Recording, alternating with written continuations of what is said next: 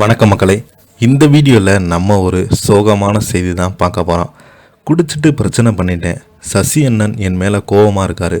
Auto ஓட்டும் சுப்பிரமணியபுரம் நடிகர் ஊர்க்கம் இணையதளத்தில் வைரலாகும் செய்தி. வாங்க என்ன தகவல் என்ன செய்தின்னு இந்த வீடியோவில் விரிவாக பார்க்கலாம். அதுக்கு முன்னாடி முதன்முறையாக நம்ம சேனலில் சப்ஸ்கிரைப் பண்ணாதவங்கெல்லாம் சப்ஸ்கிரைப் பண்ணிக்கோங்க. பெல் பட்டன் மூலமிக்கி நம்ம சேனலோட நோட்டிஃபிகேஷனை எனபிள் பண்ணிக்கோங்க. அங்கே என்ன தகவல் என்ன செய்தின்னு இந்த வீடியோவில் பார்க்கலாம். சுப்பிரமணியம் படத்தில் டும்கான் கதாபாத்திரத்தில் நடித்த மாரி சசிகுமார் மூலம் வாய்ப்பு பெற்றார்.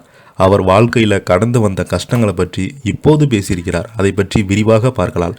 2008ஆம் ஆண்டு தமிழ் திரையுலகில் வெளியான முக்கியமான திரைப்படங்களில் ஒன்றாக கருதப்படும் படம்தான் சுப்பிரமணியபுரம். இயக்குனர் சசிகுமார் அவர்கள் இயக்கத்தில் உருவானது.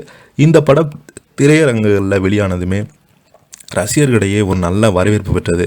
குறிப்பாக படத்தினுடைய நேர்த்தியான கதையமைப்பு, 1980களில் பின்னணியை உணர்த்தும் சினிமா டிராபிக் மற்றும் உணர்வூட்டும் இசை இவை அனைத்துமே மொத்தமாக இந்த படத்தை சிறப்பாக உருவாக்கியது. படத்தில் முக்கிய கதாபாத்திரத்தில் சசிகுமார், ஜெய், சுவாதி, சமுத்திரக்கனி, கஞ்சா கருப்பு, சூப்பர் குட் சுப்பிரமணி உள்ளிட்டோர் நடித்திருந்தாங்க. இவர்களது நடிப்பு கதையினுடைய இயல்பான நடைமுறையும் படத்தை மேலும் நம்ப முடியாதாக மாறியது.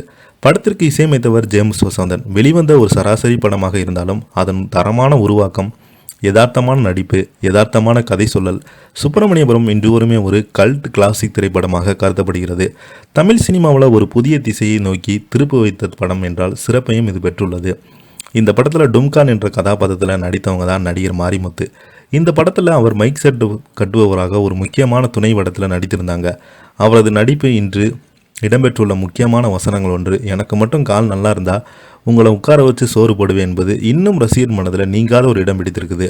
நடிகர் மாரிமுத்து அவர்கள் வாழ்க்கையில் சாதாரண மனிதமான கடினமான பயணத்தை அதனை வெற்றிக்காக மாற்றியவர் தான் மனோபாவத்தையும் பிரதிபலிக்கிறது.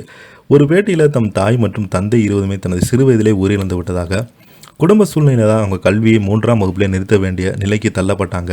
வாழ்க்கையை நடத்துவதற்கு மின்வெளி மற்றும் மைக்செட் அமைக்க தொழில் வேலை பார்த்து வந்தாங்களாம். திரையுலகத்தின் பின்புலத்தின் குறியீட்டு தொழிலாக மாற்றி மாரிமுத்து ஒரு நாள் இயக்குனர் சசிகுமார் அவர்கள் கவனத்துக்கு வந்திருக்கிறாரு. அவருடைய இயல்பான தோற்றம், நிஜ வாழ்க்கை அனுபவங்கள், அவரது முகபாவனைகள் சுப்பிரமணியபுரம் படத்தில் ஒரு வித்தியாசமான கதாபாத்திரத்தை நன்கு பொருந்தும் என்று சசிகுமார் தோன்றியது. அதன் பேரில் படம் தயாராகி கொண்டிருந்த இடத்துல படக்குழுவினர் மாரிமுத்தை பல்வேறு கோணங்களில் புகைப்படம் எடுத்து வைக்க தொடங்கினாங்களாம். அந்த படங்கள் பார்த்த பின்பு சில நாட்கள் அவர் தொடர்பு கொண்டு மாரிமுத்து என்ற கதாபாத்திரத்தில் நடிக்க அழைத்தாங்களாம். இது அவருடைய வாழ்க்கையில் ஒரு முக்கியமான திருப்பு முனையாக அமைந்தது. அப்படி வந்த வாய்ப்பு தான் சுப்பிரமணியபுரம் படத்தில். இந்த கதாபாத்திரம் கிளைமேக்ஸ் வரை நீடிக்கும், காமெடியான அடுத்த படங்களில் நடிப்பாங்களா என எதிர்பார்க்கப்பட்டது. அவருக்கான வாய்ப்புகள் பெரிய அளவில் வரல. இதற்கு காரணம் குறித்து பேட்டி ஒன்றில் குறிப்பிட்டிருந்தார் மாரிமுத்து. சசிகுமார் பெயரை பச்சை குத்தியுள்ளேன். சசிகுமார் அண்ணன் என் மீது கோபமாக இருக்கிறாரு. நான் குடித்து விட்டு பார்க்குறவங்க எல்லாமே அண்ணனோட நம்பரை கேட்டேன், அதான் அவன் மீது கோபமாக இருக்கிறாரு. இப்போ நான் நல்லா தான் இருக்கேன், ஆனால் படத்துக்கு யாருமே கூப்பிடல. கிடைச்ச வேலையை செய்கிறேன். ரேடியோ கடையில் வேலை பார்த்தேன். அதன் பிறகு ஆட்டோ ஓடினேன். அந்த ஆட்டோ ரிப்பேர் ஆகிட்டது.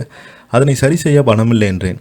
மாரி திருவிழாவுக்கு ரேடியோ கட்ட சென்றபோது கார்த்திகா என்பவரை காதலித்து திருமணம் செய்தேன். குடிப்பழக்கத்தில் பொருளாதார சிக்கலில் சிக்கி அவர் ஆட்டோ ஓடுதல், ரேடியோ செட்டு வேலை உள்ளிட்டவற்றை செய்து வந்தாங்க. சுப்பிரமணியம் 2 எடுக்க சசிகுமார் முடிவெடுத்தால் வாய்ப்பு கிடைக்கும் என அவங்க நம்பியதாக கூறியிருக்கிறாங்க. இதை பற்றி நீங்கள் என்ன நினைக்கல உள்ள கமெண்ட் பாக்ஸில் மறக்காமல் பதிவிடுங்க. இந்த வீடியோ உங்களுக்கு பிடிச்சிருந்தால் லைக் பண்ணுங்கள், ஷேர் பண்ணுங்கள், கமெண்ட் பண்ணுங்கள். அப்போ தான் நாங்கள் போடுற வீடியோ எல்லாமே உங்களுக்கு உடனுக்குடனே வந்து சேரும். நன்றி, வணக்கம்.